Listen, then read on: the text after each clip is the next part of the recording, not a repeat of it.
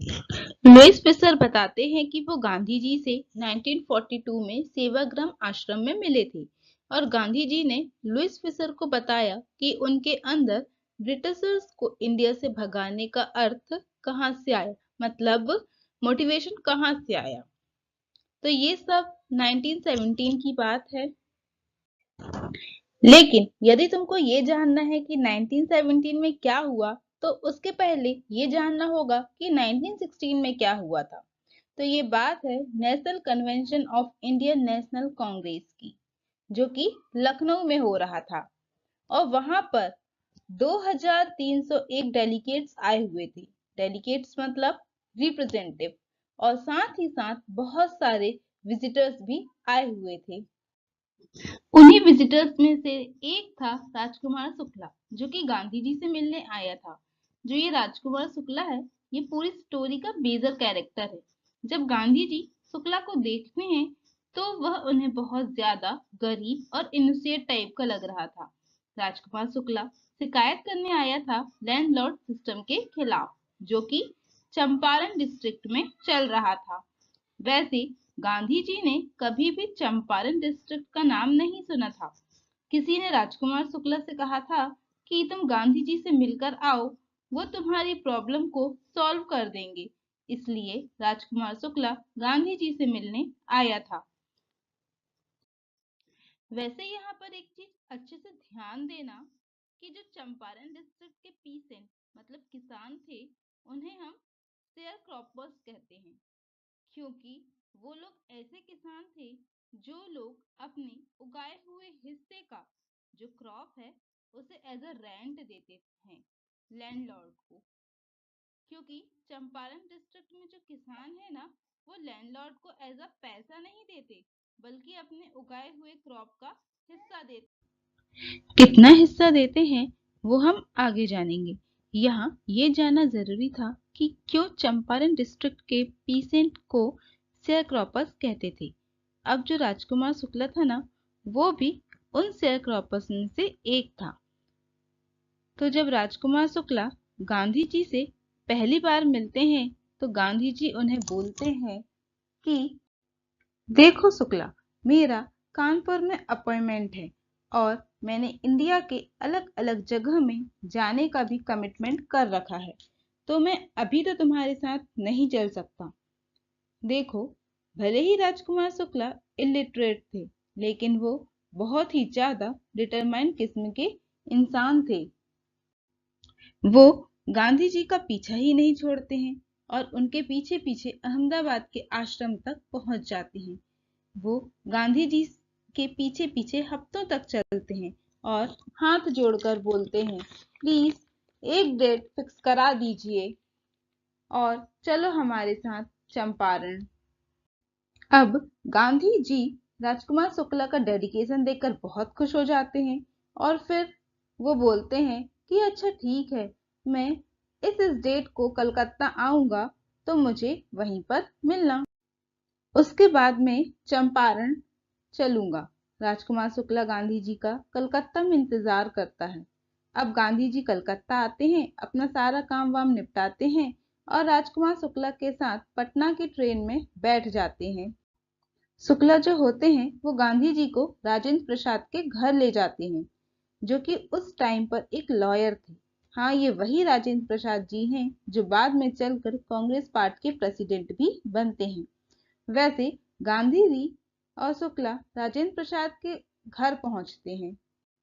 तब राजेंद्र प्रसाद जी अपने घर पर नहीं होते, लेकिन उनके घर पर दो सर्वेंट होते हैं जो गांधी जी और शुक्ला को खास ट्रीट नहीं करते, क्योंकि जो वो सर्वेंट है ना, वो शुक्ला को जानते हैं और उनके अकॉर्डिंग जो राजकुमार शुक्ला था, वो बार बार राजेंद्र प्रसाद जी को तंग किया करता था, ये बोलकर कि प्लीज इंडिको शेयरक्रॉपर्स की हेल्प कीजिए। जो सर्वेंट हैं उनको लगता है कि जो गांधी जी हैं वो भी शुक्ला के साथ आए हुए कोई नॉर्मल पीसेंट हैं, इसलिए जो सर्वेंट है ना, वो गांधी जी को कुएं से पानी निकालने भी नहीं देते हैं। गांधी जी को प्यास लगी होती है, मगर सर्वेंट उन्हें पानी निकाल कर पीने भी नहीं देते। उनको लगता है कि जो गांधी जी है ना, वो अनटचेबल होंगे और ये दोनों यदि कुएं से पानी निकाल कर पिएंगे और उनकी बकेट से एक बूंद पानी कुएं में वापस गिर जाएगा तो सारा का सारा कुएं का पानी गंदा हो जाएगा। इसके बाद गांधी जी डिसाइड करते हैं कि यहाँ से चले जाना चाहिए और वो सोचते हैं कि ये शेयरक्रॉपर्स वाली प्रॉब्लम है, उसे सॉल्व करने के लिए उन्हें और ज्यादा इंफॉर्मेशन चाहिए और वो मुजफ्फरपुर निकल जाते हैं। वैसे मुजफ्फरपुर चंपारण जाने वाले रास्ते में ही पड़ता है। गांधी जी जेबी कृपलानी को एक लेटर लिखते हैं जो कि मुजफ्फरपुर आर्ट कॉलेज के प्रोफेसर थे और गांधी जी इनसे पहली बार टैगोर शांति निकेतन के स्कूल में मिले थे। जेबी कृपलानी जो होते हैं ना, वो 15 अप्रैल 1947 की रात में स्टेशन में पहुंच जाते हैं गांधी जी को लेने के लिए। बहुत सारे स्टूडेंट को भी लेकर आते हैं और उनके बाद गांधी जी वहां पहुंचते हैं और अगले 2 दिन तक प्रोफेसर मलकानी के घर में रुकते हैं। दोनों अलग अलग आदमी थे ना। प्रोफेसर मलकानी गवर्नमेंट स्कूल के टीचर थे। यहाँ पर गांधी जी बताते हैं कि ये बात उनके लिए बहुत ही ज्यादा सरप्राइजिंग थी क्योंकि जो गांधी जी थे वो एक फ्रीडम फाइटर हैं और जिस घर में जिस आदमी के पास रुके थे वो प्रोफेसर मलकानी, वो ब्रिटिश गवर्नमेंट के लिए काम करते थे। इसके बाद चंपारण डिस्ट्रिक्ट के शेयरक्रॉपर्स को पता चलता है कि उनकी प्रॉब्लम को सॉल्व करने के लिए कोई आया हुआ है, कोई चैंपियन आया हुआ है। तो वो सारे शेयरक्रॉपर्स पैरों से चलकर गांधी जी से मिलने जाने लगते हैं। साथ ही साथ मुजफ्फरपुर के लॉयर्स भी गांधी जी से मिलने आने लगते हैं। लॉयर्स गांधी जी को बताने लगते हैं कि माजरा क्या है। वो सारे के सारे केस बताने लग जाते हैं और साथ ही साथ ये बताते हैं कि इन शेयरक्रॉपर्स से कितना फीस चार्ज करते हैं, जिस पर गांधी जी इन सारे लॉयर्स पे बहुत ज्यादा गुस्सा हो जाते हैं और उन्हें डांटते हुए कहते हैं, तुम सब लॉयर्स को शर्म नहीं आती? इन सभी पीसेंट की मजबूरी का फायदा उठाकर इनकी फीस चार्ज कर रहे हो। अब मुझे समझ आ गया है कि प्रॉब्लम कहाँ पर है। पहली बात तो इन पीसेंट के अगेंस्ट जितने भी लोग हैं वो लैंडलॉर्ड हैं, वो सब ब्रिटिशर्स हैं और जो दूसरा कोर्ट का जज है वो भी ब्रिटिशर्स है और जितने भी पुलिस वाले हैं वो सब ब्रिटिशर्स हैं। ऊपर से ये जो पीसेंट हैं वो इतने ज्यादा डरे हुए हैं, चाहकर भी उनकी मदद नहीं कर सकते। सबसे पहले तो उन्हें अपने अंदर से डर निकालना होगा। गांधी जी बताते हैं कि चंपारण डिस्ट्रिक्ट में जो बड़े बड़े लैंड मतलब प्रॉपर्टी हैं वो इंग्लिशमैन मतलब ब्रिटिशर्स ओन करते हैं। इंग्लिशमैन इंडियन पीसेंट से काम कराते हैं और बोलते हैं कि तुम लोग रेंट के तौर पर पैसा मत देना, बल्कि मैं जो लैंड दे रहा हूँ उस लैंड के 15% में इंडिगो क्रॉप को उगाना और सारे के सारे इंडिगो क्रॉप को हमें लाकर देना, मतलब लैंडलॉर्ड को देना है। अब जो ब्रिटिशर्स लैंडलॉर्ड होते थे वो सारे इंडिगो क्रॉप्स को फॉरेन मार्केट में जाकर बेच आते थे। उन्हें वहां पर बहुत ज्यादा मोटा प्रॉफिट होता था। अगर वो लोग डायरेक्ट पीसेंट से एज अ रेंट पैसा लेते तो उन्हें उतना ज्यादा प्रॉफिट नहीं होता जितना उन्हें अपने लैंड के 15% में इंडिगो उगवाकर उसे फॉरेन मार्केट में बेचने से होता था। और हाँ, चंपारण डिस्ट्रिक्ट में इंडिगो मेजर कमर्शियल क्रॉप था। यहाँ तक तो किसी को इतनी प्रॉब्लम नहीं थी। एक दिन लैंडलॉर्ड को पता चलता है कि जर्मनी में सिंथेटिक इंडिगो आ गया है जो कि बहुत ही ज्यादा सस्ता है और बहुत ही ज्यादा लार्ज अमाउंट में प्रोड्यूस हो रहा है। तब लैंडलॉर्ड को समझ में आ जाता है कि अब उन्हें इंडिगो से मोटा प्रॉफिट नहीं होने वाला है। अगर वो उन्हें फॉरेन मार्केट में जाकर बेचेंगे तो उन्हें उतना प्रॉफिट नहीं होगा। क्यों? क्योंकि अब सिंथेटिक इंडिगो मार्केट में आ चुका था। अब लैंडलॉर्ड पीसेंट के साथ ब्रेन गेम खेलते हैं। लैंडलॉर्ड पीसेंट को बोलते हैं कि हम तुम्हें ये 15% वाले एग्रीमेंट से फ्री कर रहे हैं। बस तुम सबको हमें ये कंपनसेशन देना होगा। कुछ पीसेंट मान लेते हैं कि ठीक है हम कंपनसेशन देंगे, कुछ पीसेंट नहीं मानते और कुछ पीसेंट लॉयर को हायर कर लेते हैं। वहीं पर जो लैंडलॉर्ड होते हैं ना, वो लोग ठग को हायर कर लेते हैं। इसके बाद जो पीसेंट होता है, मतलब जो किसान होता है, वो कंपनसेशन देने से एग्री नहीं करता।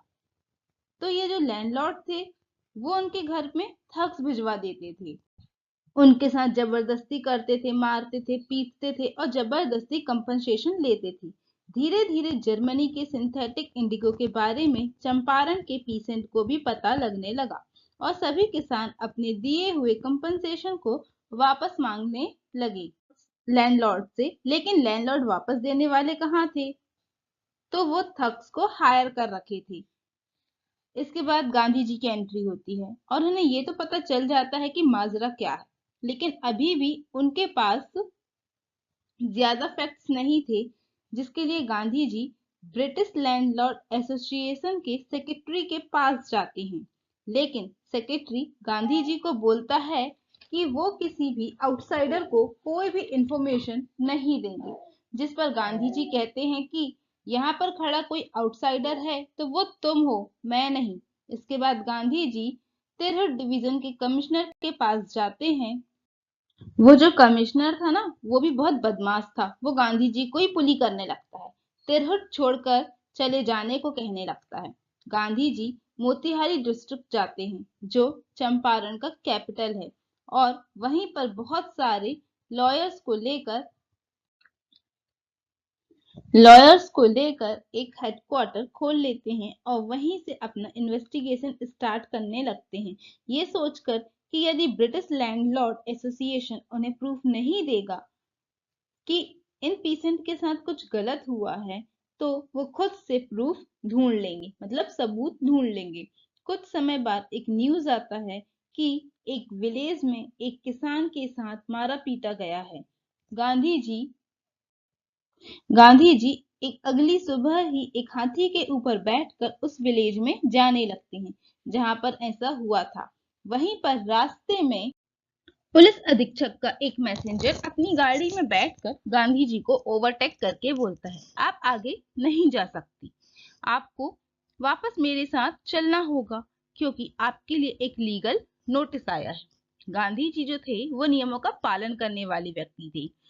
वे बोलते हैं, ठीक है, मैं चलने के लिए तैयार हूँ। वापस आकर वो उस नोटिस को देखते हैं, उसमें लिखा होता है, क्विट चंपारण इमीडिएटली। गांधी जी उस समय उस रिसिप्ट पर साइन तो कर देते हैं, लेकिन साथ ही साथ बोलते हैं, भले ही मैंने इस रिसिप्ट पर साइन किया है, मगर मैं इस ऑर्डर को डिसओबे करने वाला हूँ। इसके अगले ही दिन गांधी जी राजेंद्र प्रसाद जी को एक लेटर लिखते हैं। उस लेटर में लिखते हैं कि राजेंद्र प्रसाद, तुम और अपने सारे इन्फ्लुएंशियल फ्रेंड्स को लेकर चंपारण आ जाओ, और अपने आश्रम में भी इंस्ट्रक्शंस भिजवा देते हैं कि हो सकता है कि वो जेल चले जाएं, तो तब तक आश्रम को कैसे संभालना है वगैरह वगैरह। और साथ ही साथ वायसराय को भी सारी रिपोर्ट भिजवा देते हैं। अगले ही दिन जैसे ही गांधी जी कोर्ट के अंदर घुसते हैं, पूरा का पूरा मोतीहारी ब्लैकआउट हो जाता है पीसेंट के साथ, क्योंकि सारे पीसेंट अपने गांधी जी को सपोर्ट करने आए हुए थे। ब्रिटिशर्स को पता नहीं था कि गांधी जी का बैकग्राउंड क्या है। उन्हें ये भी नहीं पता था कि गांधी जी साउथ अफ्रीका में क्या धमाल मचा कर आए हैं। उन्हें सिर्फ इतना ही पता था कि कोई महात्मा आया है जो किसानों की मदद कर रहा है। इतने सारे लोगों को देखकर मोतिहारी की पुलिस, गवर्नमेंट, इवन इनका जज जो होता है, वो भी गांधी जी से डर जाता है। वो गांधी जी से कहते हैं, हेल्प मांगते हैं कि आप इन सब लोगों को साइड हटने बोल दीजिए। गांधी जी भी किसानों से बोलते हैं, थोड़ा पीछे हट जाओ। इसके बाद भी ब्रिटिशर्स बहुत डरे हुए थे, वो ट्रायल को और डिले कर रहे थे। इस पर गांधी जी को गुस्सा आ जाता है और वो बोलते हैं, मैं टाइम पर आया हूं तो डिले किस बात का। इसके बाद गांधी जी कहते हैं, देखिए जज साहब, मैं कन्फ्लिक्ट ऑफ ड्यूटीज में था। मैं लॉ के अकॉर्डिंग चलना चाहता था, लेकिन वहीं दूसरी तरफ लोगों के दुख को कम करना चाहता था। गांधी जी बोलते हैं, देखिए, मुझे पता है मैंने क्या लॉ ब्रेक किया है, लेकिन इस गलती के लिए मैं पेनाल्टी देने के लिए तैयार हूँ। इसके बाद कोर्ट को डिसमिस कर दिया जाता है और बोला जाता है कि कोर्ट अगले कई दिनों तक कोई भी जजमेंट पास नहीं करेगा और तब तक गांधी जी पूरी तरह से आजाद हैं।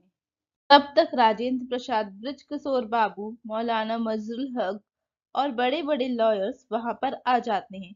गांधी जी उनसे पूछते हैं कि अगर मैं जेल चला गया तो आप लोग क्या करेंगे।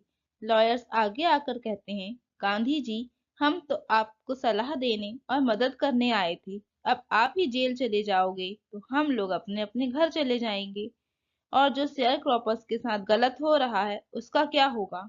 अगर मैं जेल चला जाता हूँ तो तुम लोग शेयर क्रॉपर्स के लिए लड़ना छोड़ दोगे क्या।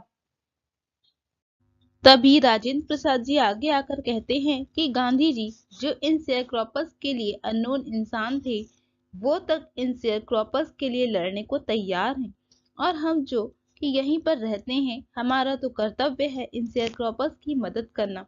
हम इनके लिए इतना भी नहीं कर सकते क्या। आखिर हम कैसे पीछे हट सकते हैं। राजेंद्र प्रसाद जी की इस बात पर सभी लॉयर्स एग्री करते हैं और सभी मिलकर गांधी जी के पास जाते हैं और कहते हैं कि यदि गांधी जी आपको जेल होती है तो हम सभी आपके पीछे पीछे जेल आने को तैयार हैं। इस पर गांधी जी कहते हैं, यदि ऐसा है तो समझो हमने चंपारण की लड़ाई जीत ली। तुम सब एक पेन पेपर लेकर आओ और मैं तुम सबको एक ग्रुप में डिवाइड कर देता हूँ। यदि मैं जेल चला जाता हूँ तो तुम सबको कैसे ग्रुप में रहकर कैसे काम करना है और कैसे अपना काम पूरा करके मेरे पीछे पीछे जेल आना है।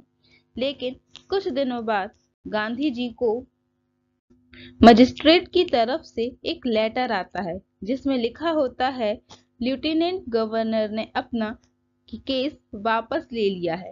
मतलब केस को ड्रॉप कर दिया गया है। इसका मतलब अब किसी को जेल जाने की जरूरत नहीं है। इसके बाद गांधी जी और लॉयर्स मिलकर एक इंक्वायरी बिठाते हैं जिसमें 10,000 से भी ज्यादा शेयरक्रॉपर्स के फाइल को इकट्ठा किया जाता है, जिससे ये साबित होने लगता है कि उनके साथ गलत हुआ है। गांधी जी के पास इतने इतने सारे सबूत इकट्ठे हो गए थे कि कुछ ही दिन बाद उन्हें एक समन आदेश आता है, और वो आदेश था सर एडवर्ड गेट के द्वारा, जो उस टाइम के लेफ्टिनेंट गवर्नर थे। लेकिन गांधी जी जाने से पहले एक मीटिंग ऑर्गेनाइज करते हैं और लॉयर्स और जितने भी जान पहचान के लोग उनके सामने थे उनसे कहते हैं कि अगर मैं वापस नहीं आ पाता हूँ किसी भी रीजन से तो तुम लोग सिविल डिसओबीडियंस मूवमेंट चालू कर देना। उसके बाद गांधी जी और गवर्नर गवर्नर के बीच में 4 लंबी लंबी मीटिंग होती हैं। इसके बाद ऑफिशियल कमीशन ऑफ इंक्वायरी बैठाई जाती है जिसमें भर भर के सबूत सामने आने लगते हैं लैंडलॉर्ड के खिलाफ। वैसे गांधी जी इस इंक्वायरी में एक तरफ थे जो सभी शेयरक्रॉपर्स को रिप्रेजेंट कर रहे थे और दूसरे तरफ सारे के सारे लैंडलॉर्ड्स। वैसे ये इंक्वायरी कुछ ही दिन बस चलने वाली थी, मगर ये इंक्वायरी पूरे 1 साल चलती है। आखिर में लैंडलॉर्ड एक्सेप्ट कर लेते हैं कि हमारी ही गलती है, क्योंकि उनके पास कोई ऑप्शन ही नहीं बचता। इसलिए लैंडलॉर्ड कहते हैं कि आपको कितना पैसा चाहिए ये बता दो। लैंडलॉर्ड को लग रहा था कि गांधी जी पूरा का पूरा पैसा वापस करने को बोलेंगे, लेकिन गांधी जी कहते हैं 50% पैसा दे दो। बाद में लैंडलॉर्ड कहते हैं हम तो सिर्फ 25% पैसा ही दे पाएंगे। लैंडलॉर्ड ये भी सोच रहे थे कि गांधी जी कभी भी ये 25% वाले एग्रीमेंट पर नहीं मानेंगे, लेकिन गांधी जी तुरंत मान जाते हैं। लैंडलॉर्ड आश्चर्यचकित हो जाते हैं कि गांधी जी कैसे मान गए। इसके बाद चंपारण के किसानों को अपने हक के बारे में पता चलता है। इसके बाद लैंडलॉर्ड चंपारण छोड़ के जाने लगे और लैंड वापस किसानों का हो गया। वैसे जो गांधी जी थे ना, उनको कभी भी इकोनॉमिकल और पॉलिटिकल प्रॉब्लम सॉल्व करने में कोई इंटरेस्ट नहीं था। गांधी जी को बस कल्चरल और सोशल बैकवर्डनेस जैसे प्रॉब्लम को सॉल्व करना था। इसके लिए गांधी जी चंपारण में बहुत सारे टीचर्स को बुलाते हैं। साथ ही साथ वो महादेव देसाई, नारहरि परिक और अपनी वाइफ और बेटे को भी चंपारण बुलाते हैं ताकि वो भी उनकी हेल्प कर सकें। इसके बाद चंपारण में प्राइमरी स्कूल को खोला जाता है। इसके बाद कस्तूरबा गांधी स्कूल के बच्चों को आश्रम के रूल्स सिखाती हैं और साथ ही साथ पर्सनल क्लीनिनेस और कम्युनिटी सैनिटेशन के बारे में सिखाती हैं। देखो, वैसे चंपारण का हेल्थ कंडीशन भी अच्छा नहीं था, इसीलिए गांधी जी ने डॉक्टर्स को बुलाया और डॉक्टर्स ने पूरे 6 महीने तक चंपारण में सर्वे किया और साथ ही साथ वे अपने साथ 3 पॉपुलर मेडिसिन भी लेकर आए थे। और वो 3 मेडिसिन कौन से थे? कैस्टर ऑयल, क्यूनाइन और सल्फर ऑनिटमेंट। जिसे टंग मतलब जीभ में कोई इश्यू होता था ना, तो डॉक्टर उसे कैस्टर ऑयल की सलाह देते थे। और जिसे मलेरिया होता था, उसे कैस्टर ऑयल और क्यूनाइन दोनों देते थे। और जिसे स्किन प्रॉब्लम होता था, उसे सल्फर ऑनिटमेंट और कैस्टर ऑयल की सलाह देते थे। वैसे डॉक्टर्स कैस्टर ऑयल, किसी को भी कुछ भी बीमारी हो तो कैस्टर ऑयल ही देते थे। इसके बाद गांधी जी कस्तूरबा गांधी को बोलते हैं कि लोगों के कपड़ों पर भी ध्यान दो, इनका ड्रेसिंग सेंस बिल्कुल अच्छा नहीं है। इसके बाद एक वुमन उनके पास आती है। ये कस्तूरबा गांधी गांधी जी को बताती हैं कि उनके पास एक वुमन आती है और वो उनको अपने घर ले जाती है और अपनी सारी अलमारी के ड्रॉवर्स वगैरह खोलकर दिखाती है कि मेरे पास एक भी कपड़ा नहीं है सिवाय उसके जो मैं पहनी हुई हूँ।